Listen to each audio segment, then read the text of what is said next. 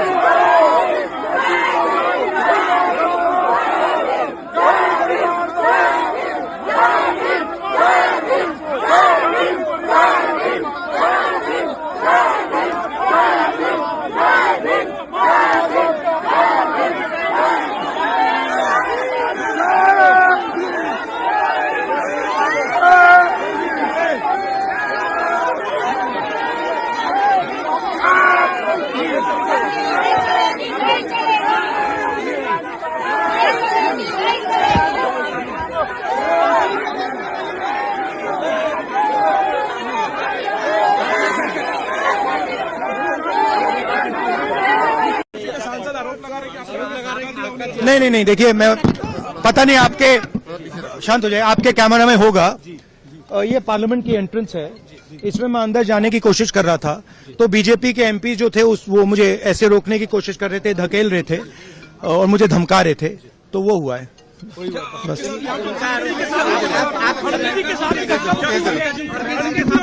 नहीं, देखिए, हाँ किया है, मगर ठीक है, कोई मतलब धक्का मुक्की से हमें कुछ होता नहीं है, मगर ये एंट्रेंस है पार्लियामेंट हाउस की और हमारा अधिकार है अंदर जाने का, और बीजेपी के जो मेंबर्स हैं वो हमें अंदर जाने से रोक रहे थे। नमस्कार, मैं मुकेश पंडित।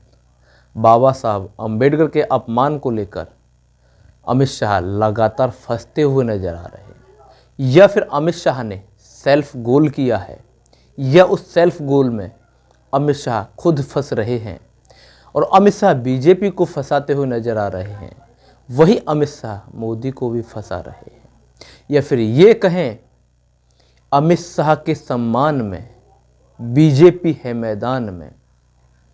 नरेंद्र मोदी हो या देश के उपराष्ट्रपति हो, बीजेपी के कोई भी नेता लीडर हो, हर नेता इस समय अमित शाह के सम्मान में मैदान में आ चुका है। वहीं अगर ये बात करें अमित शाह जो फंस रहे हैं अंबेडकर वाले बयान को लेकर, जो अमित शाह लगातार भरी संसद में कहते हुए नजर आ रहे हैं अंबेडकर अंबेडकर अंबेडकर, वहीं ये खुशी बीजेपी के कुछ लोगों के लिए खुशी की लहर भी बनी हुई है।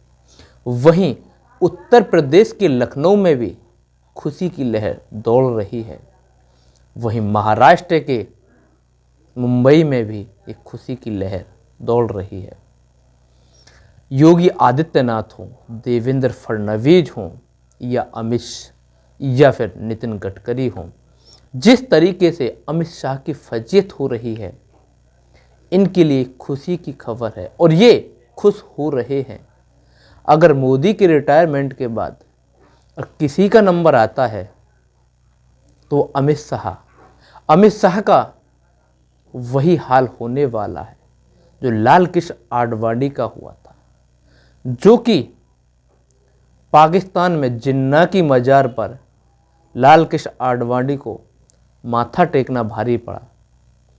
जब प्रधानमंत्री पद की चर्चाएं सामने आई, जब आडवाणी के सामने जिन्ना की मजार आई, वहीं जिस प्रकार अब अमित शाह के लिए प्रधानमंत्री की बात आएगी, जब ये अंबेडकर वाली बाबा साहब अंबेडकर की बात सामने आई, जो कि 16-17 सेकंड के वीडियो में अमित शाह कहते हुए नजर आ रहे हैं अंबेडकर अंबेडकर अंबेडकर, मगर जब प्रधानमंत्री पद के लिए बात अमित शाह की होगी, तब ये 16-17 सेकंड का जो वीडियो है, तो अमित शाह के द्वारा जो ये बयान दिया गया है, या ये कहें कि ये बयान होश व हवास में दिया गया है, लिखकर उसको पढ़ा गया है, चेहरे की शिकन बता रही है ये एक चाणक्य की रणनीति का हिस्सा है। ये जो भरी संसद में बाबा साहब अम्बेडकर का जो अपमान किया गया है वो चाणक्य की चाणक्य नीति का हिस्सा है। ये हम इसलिए कह रहे हैं क्योंकि जिस तरीके से ये संसद में भरी संसद में कहा गया अम्बेडकर अम्बेडकर अम्बेडकर अम्बेडकर, वो एक लिखित भाषण या लिखे हुए को पढ़ रहे हैं, इसलिए कह सकते हैं कि वो चाणक्य की नीति का हिस्सा है या अमित शाह की जो चाणक्य नीति कही जाती है उसका हिस्सा है। क्योंकि पढ़े हुए को लिखे हुए को पढ़ना, फिर चेहरे पर कोई शिकन नहीं होना, चेहरे पर कोई भी चिंता नहीं होना, या उसके बाद अमित शाह ने जिस तरीके से प्रेस कॉन्फ्रेंस की है उसमें भी कहीं भी किसी भी तरह की उदासी नज़र नहीं आ रही है। वहीं अमित शाह के बचाव में देश के प्रधानमंत्री नरेंद्र मोदी आ चुके हैं और एक एक ने 6-6 ट्वीट भी कर रहे हैं।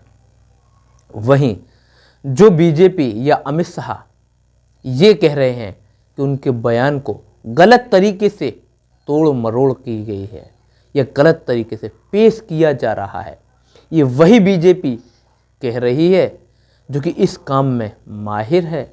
राहुल गांधी के बयान को लेकर जिस तरीके से तरोड़ा और मरोड़ा जाता है, जिस तरीके से एडिटिंग की जाती है, वही बीजेपी अभी शिकायत कर रही है जो कि राहुल गांधी के आलू से सोना बनाने की बात हो, जिसको राहुल गांधी ने कोट करते हुए कहा था, वो हो या राहुल गांधी या खड़गे के और बयान ही क्यों ना हो।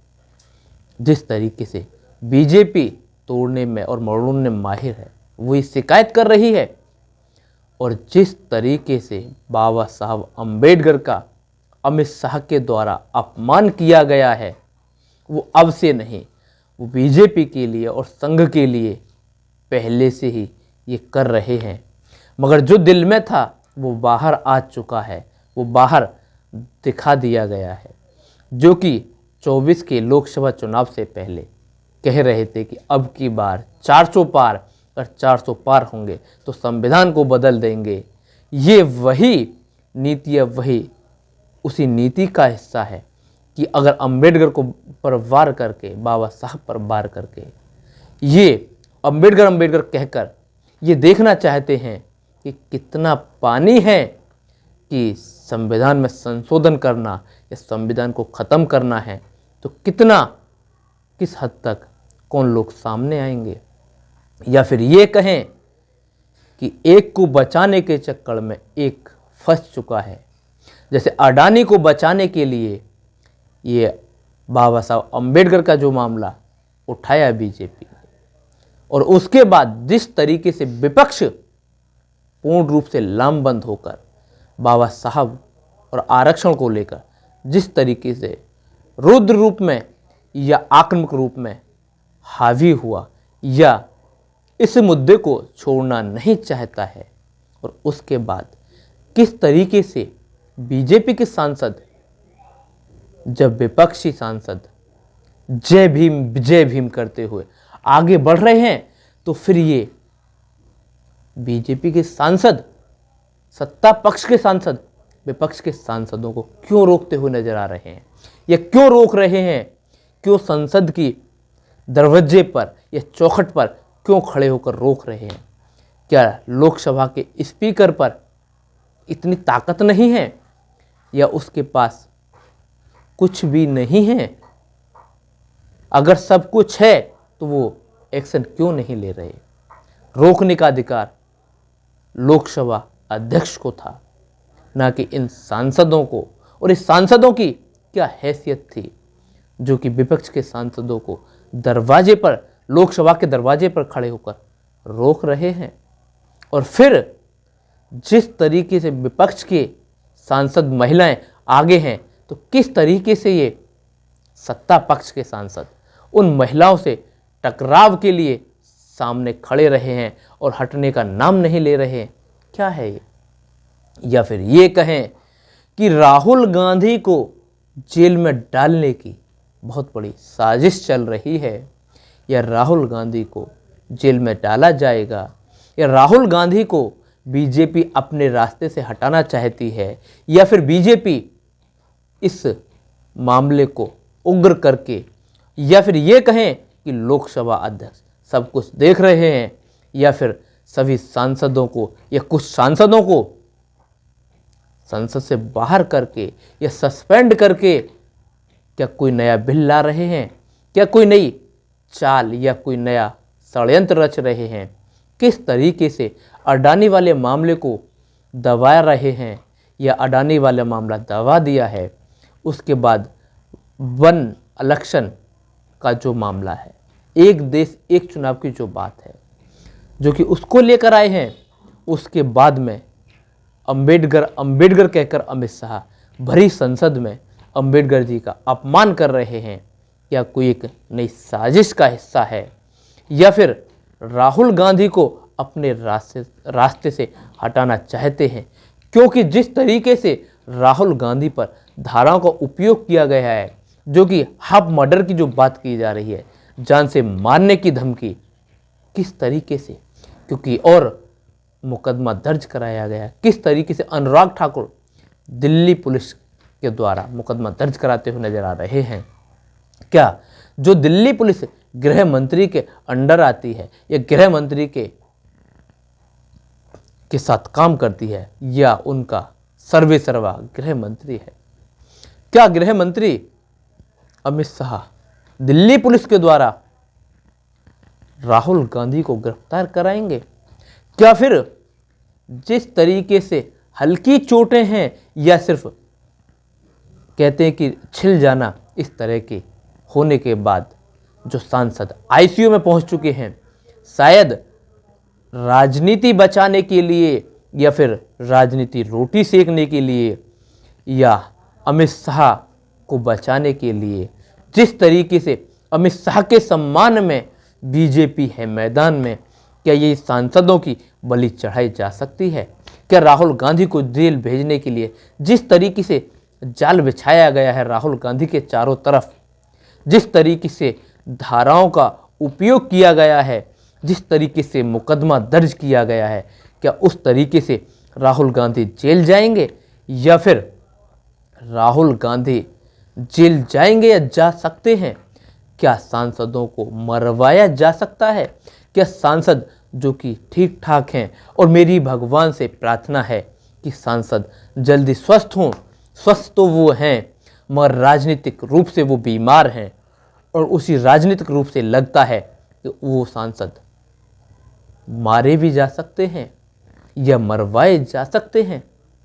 राहुल गांधी को अपने रास्ते से हटाने के लिए क्या ये राजनीतिक रोटी सेक रहे हैं, या फिर अमित शाह ने प्रेस कॉन्फ्रेंस तक तो कर दी है मगर माफ़ी नहीं मांगी है, ये तक नहीं कहा है कि मैं खेद प्रकट करता हूँ, या फिर जिस तरीके से विपक्ष इस पर आक्रामक है बाबा साहब अम्बेडकर के लेकर, और जिस तरीके से लगातार आंदोलन कर रहा है, हर प्रदेश में हर जगह आंदोलन जारी है, क्या बीजेपी बैकफुट पर है, या फिर जो कि जिस तरीके से बीजेपी धर्म की राजनीति कर रही है, और जो कि बाबा साहब अम्बेडकर इस धर्म की राजनीति के खिलाफ थे और उन्होंने धर्म परिवर्तन किया था। ये जो हिंदुत्व की जो बात करते हैं, इसको देखते हुए बाबा साहब अम्बेडकर ने धर्म परिवर्तन किया था, जो कि बीपी सिंह के कार्यकाल में जो मंडल कमीशन आया उसको दबाने के लिए या अपनी नई राजनीतिक रोटी सेकने के लिए लाल कृष्ण आडवाणी ने रथ यात्रा निकाली थी। और जिस तरीके से आज के समय में भी राहुल गांधी संविधान की बात कर रहे हैं, बाबा साहब की बात कर रहे हैं, वही बीजेपी हिंदुत्व की बात करती हुई नजर आ रही है।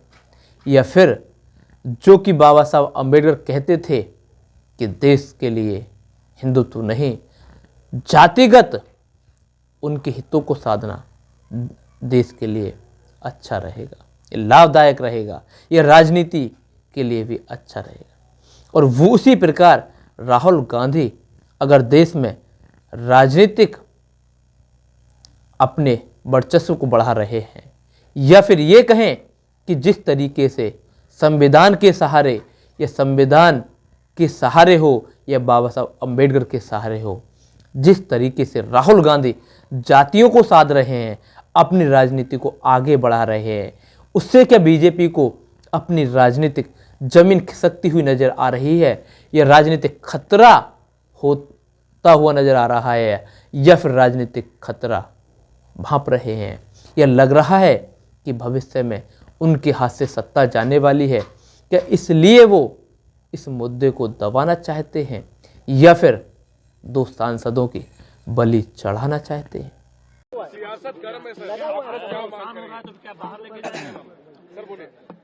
एक बात तो हमें और आपको ये समझनी चाहिए, मैं पिछले कई वर्षों से और खासकर उत्तर प्रदेश में देख रहा हूं, भारतीय जनता पार्टी का एक बहुत सोचा समझा मॉडल है कि वो पहले अनकॉन्स्टिट्यूशनल काम करते हैं, गैर कानूनी काम करते हैं, और अगर आप उसमें विरोध करने आते हैं तो प्रशासन से, शासन से आपके खिलाफ कार्रवाई करते हैं।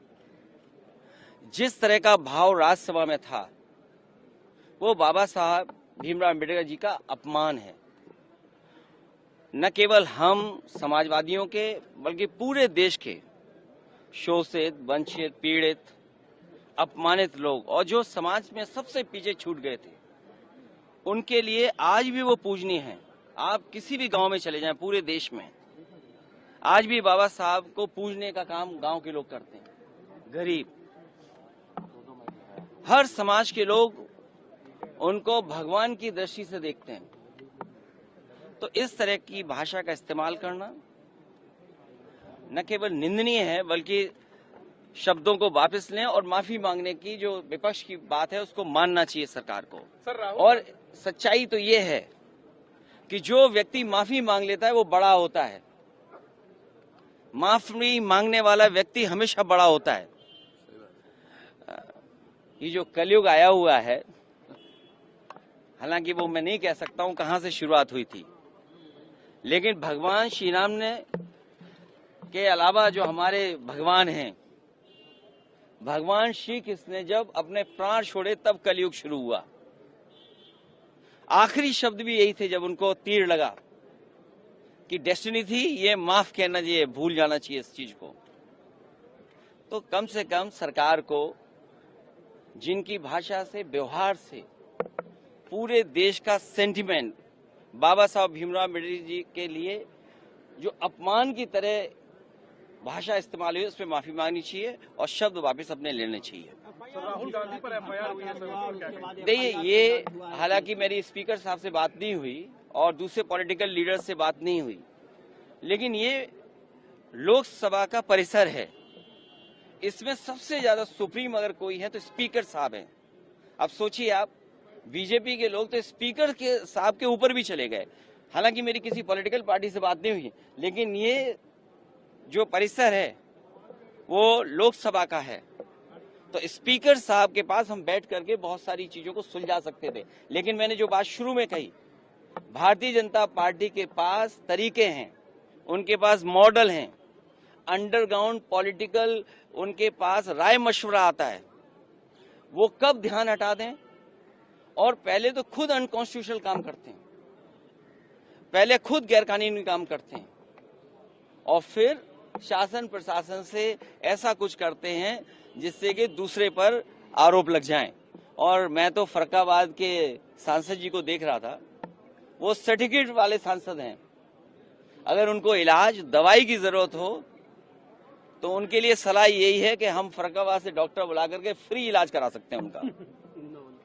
जिस तरीके से बीजेपी एक टूल किट के सहारे, या बीजेपी एक जिस तरीके से राहुल गांधी को बदनाम कर रही है और कह रही है कि राहुल गांधी ने मुकेश राजपूत को धक्का मारा, जिस तरीके से कह रही है कि सांसद जो उड़ीसा से हैं सारंग को धक्का मारा है, वहीं उपराष्ट्रपति कह रहे हैं कि महिला सांसद उनके पास आकर कहती है कि राहुल गांधी उनके सामने खड़े थे और हट नहीं रहे थे, और जो कि अपमानजनक जो बातें कह रहे थे, और कह रहे थे कि महिला सांसद रोते हुए उनके पास आई है।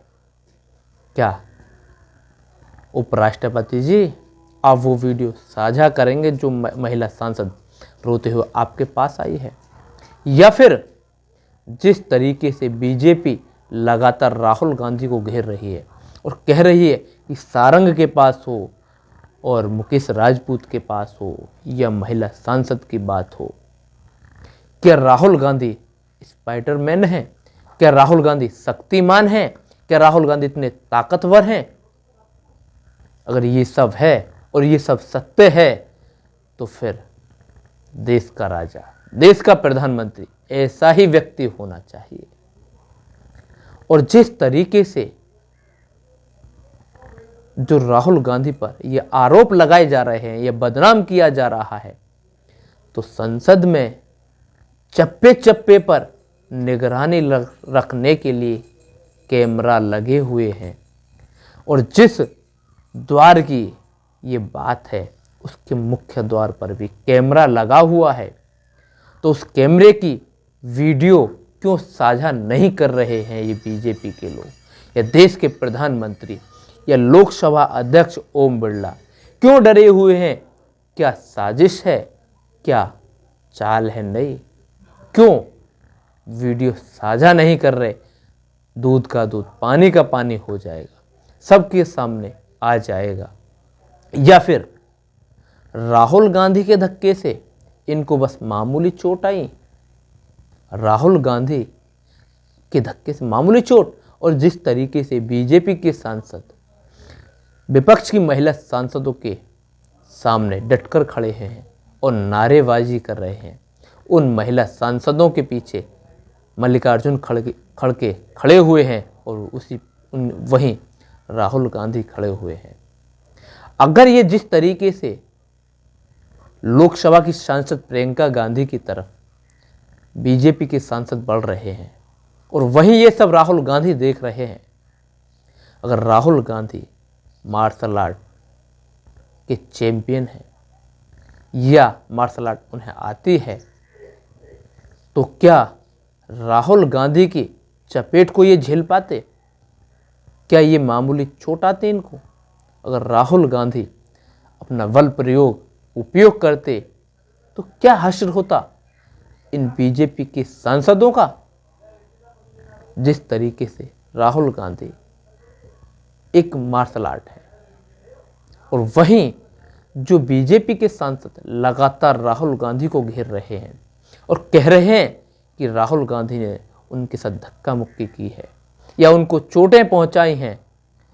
मुकेश राजपूत से जब मीडिया के लोगों ने स्टार्टिंग में, क्योंकि जब तक स्क्रिप्ट नहीं आई थी, तो सवाल किया, तो वो कहते हुए नजर आ रहे हैं कि राहुल गांधी को पीछे से धक्का आया है, और सारंग कह रहे हैं कि उनके ही साथी जो कि भारी हैं शरीर में, उनको धक्का लगा, वो मेरे ऊपर गिरे हैं। तो कितना झूठ बोलेंगे ये बीजेपी के लोग? क्या यहाँ भी इतना झूठ बोल रहे हैं? और ये उस राहुल गांधी पर उंगली उठा रहे हैं जो राहुल गांधी और प्रियंका गांधी अपने बाप के हत्यारों को माफ़ कर चुके हों, उन पर ये उंगली उठा रहे हैं। जो व्यक्ति अपने बाप के हत्यारों को माफ़ कर चुका हो, वो कैसे हिंसक हो सकता है? वो कैसे किसी को चोट पहुंचा सकता है? कैसे वो किसी पर अभद्र टिप्पणी कर सकता है? कैसे वो किसी महिला सांसद के या महिला के सामने या उसकी छाती पर या उसके सामने डटकर खड़े हो सकता है? क्या ये बीजेपी के लोगों को शर्म नहीं आती है? क्या इनके शर्म लिहाज नहीं है? या फिर जो ये बीजेपी झूठी टूलकिट चलाने में माहिर है, किस तरीके से वो टूलकिट चला रही है? या फिर ये वो लोकसभा या राज्यसभा की उन वीडियो को साझा करें जो भी वहाँ कैमरा लगे हुए हैं, जो कि चप्पे चप्पे पर वह कैमराओं से निगरानी रखी जाती है, उन वीडियो को साझा करें और देश के सामने सच्चाई आ सके, या फिर ये दो गुजराती दिल्ली दरबारी क्या देश के 140 करोड़ जनता को बेवकूफ़ समझते हैं, या 140 करोड़ जनता को मूर्ख बना रहे हैं, और किस तरीके से झूठ परोस रहे हैं, और इनका साथ किस तरीके से गोदी मीडिया दे रहा है। अमित शाह ने भी अपना बचाव करने के लिए सबसे अग्रिम पंक्ति में उतारा भी तो किसको उतारा? निशिकांत फर्जी डिग्री दुबे को, अनुराग गोली मारो ठाकुर को, और मनोज बियर पी के नाचे बेबी छमक छमक छम तिवारी को। मतलब ये लोग शालीनता और गरिमा पर ज्ञान दे रहे हैं। वो दुबे जो अपनी साथी सांसद और विधायिका को वैशाली की नगर वधू कहता है, वो ठाकुर जो चुनावी मंच से गोली मारो सालों के नारे लगवाता है, वो तिवारी जो फटाफट खोल के दिखावा और बियर पी के नाचे बेबी छमक छमक छम कह के ना सिर्फ नारियों का अपमान करता है बल्कि भोजपुरी की भी मटिया मेट करता है। तो ये दुबे, ये तिवारी, ये ठाकुर अमित शाह के साथ खड़े हैं। इनको क्या समझ है बाबा साहब के न्याय की? इनको क्या फर्क पड़ता है दलितों के सम्मान की? इनकी सामंतवादी सोच का नतीजा है कि ये ऐसे लोगों के साथ खड़े हैं, ऐसे व्यक्ति का बचाव कर रहे हैं जो बाबा साहब का तिरस्कार कर रहा है, और उन लोगों के खिलाफ साजिश रच रहे हैं जो बाबा साहब के सम्मान में खड़े हैं। ऐसे लोगों को उतारा है आपने अग्रिम पंक्ति में, फर्जी डिग्री वाले को, गोली मारे वालों को, बियर पिए वालों को। अच्छी बात है अमित शाह जी, ये थोड़ी आपकी भी सोच दिखाता है, मुबारक हो। देखिए, जिस तरह से परसों 2 दिन पहले देश के केंद्रीय गृह मंत्री ने राज्यसभा में स्टेटमेंट किया और उन्होंने कहा अम्बेडकर एक फैशन हो गया है। पहले तो उन्होंने अम्बेडकर जी का अपमान किया, बाबा साहब का अपमान किया, और उन्हें देश के संविधान का अपमान किया। उन्होंने बाबा साहब का उल्लेख एक नहीं किया, जो दुर्भाग्यपूर्ण है। ये सबसे बड़ी बात यह है कि जिस संविधान की शपथ लेके आप बने हैं, वो शपथ भी आपने जो है झुठलाने का काम किया है। आपको माफी मांगनी चाहिए बाबा साहब से, देश के संविधान से, राजीनामा चाहिए। ये हमारी मांग है। कल हम लोग शांति से आ रहे थे, हमें रोका गया। हमें रोकने के बाद वहाँ पे जाने के लिए रास्ता नहीं दे रहे थे, और महिलाएं सामने थी, हमको जो है वो पूछ लिया गया, हाँ पीछे ढकेला गया। हमारे पीछे बड़े नेता हमारे थे, लेकिन दुर्भाग्यवश हमने भी कल एफआईआर किया है, हमने भी सभापति को लेटर लिखा है। हमारा भी लेटर को कार्रवाई होनी चाहिए, एफआईआर के ऊपर कार्रवाई होनी चाहिए, ये हमारी अपेक्षा है। बीजेपी राहुल गांधी के पीछे तभी से पड़ चुकी है जब से राहुल गांधी ने अडानी का मामला उठाया है, और इस सत्र में भी लोकसभा में राहुल गांधी ने जिस तरीके से अडानी वाले मामले को दबने नहीं दिया, और लगातार देश का कोई भी मुद्दा हो राहुल गांधी लगातार उठा रहे हैं, तो बीजेपी भी राहुल गांधी के पीछे हाथ धोकर पड़ चुकी है। और बीजेपी ये जानती है कि अगर राहुल गांधी लोकसभा में बने रहे तो वो बीजेपी के हर मुद्दे का पर्दाफाश करेंगे, हर बात को ओपन करके रहेंगे, देश के हर मुद्दे को वो सामने लेकर आएंगे। तो बीजेपी चाहती है कि राहुल गांधी को जेल भेजना बहुत ही ज़रूरी है, और कुछ सांसदों को सस्पेंड करना भी ज़रूरी है, क्योंकि बीजेपी को कोई नया बिल भी लेकर आना है। मगर जिस तरीके से बाबा साहब अम्बेडकर के बयान को लेकर अमित शाह घिरते हुए नजर आ रहे हैं, या अमित शाह घिर चुके हैं, तो उसकी खुशी लखनऊ की गलियों में गूंज रही है, क्योंकि योगी आदित्यनाथ भी खुश हैं। जिस तरीके से अमित शाह ने उनको हटाने की पूर्ण जोर कोशिश की गई, और योगी आदित्यनाथ मुख्यमंत्री बने रहे। और योगी आदित्यनाथ जानते हैं कि अगर अमित शाह इस्तीफा देते हैं, या जितनी किरकिरी अमित शाह की होगी, उतने रास्ते योगी आदित्यनाथ के साफ होंगे। और जिस तरीके से मल्लिकार्जुन खड़गे ने कहा है और कह दिया प्रेस कॉन्फ्रेंस करके कि अमित शाह या तो माफ़ी मांगे या इस्तीफा दे, मगर अमित शाह ना तो माफ़ी मांगने के मूड में नज़र आ रहे हैं और ना ही इस्तीफा देने के मूड में नज़र आ रहे हैं। अमित शाह तो शायद कांग्रेस पर या राहुल गांधी पर बड़ी कार्रवाई करने के मूड में नज़र आ रहे हैं, क्योंकि जिस तरीके से एफआईआर दर्ज कराई गई है राहुल गांधी पर, और जिस तरीके से जो कि अमित शाह ने अपने जो प्रेस कॉन्फ्रेंस की गई है उसमें जो कि आत्मविश्वास से लबालब नज़र आ रहे हैं, उससे साफ नज़र आ रहा है कि बाबा साहब का अपमान किया है, उन्हें कोई खेद नहीं है। और अगर विपक्ष इस मुद्दे को जितना उठाएगा या जितना हावी होगा उसको खामियाजा भुगतना पड़ेगा। तो क्या राहुल गांधी पर अमित शाह कोई बड़े एक्शन की तैयारी में है? जय हिंद, जय भारत।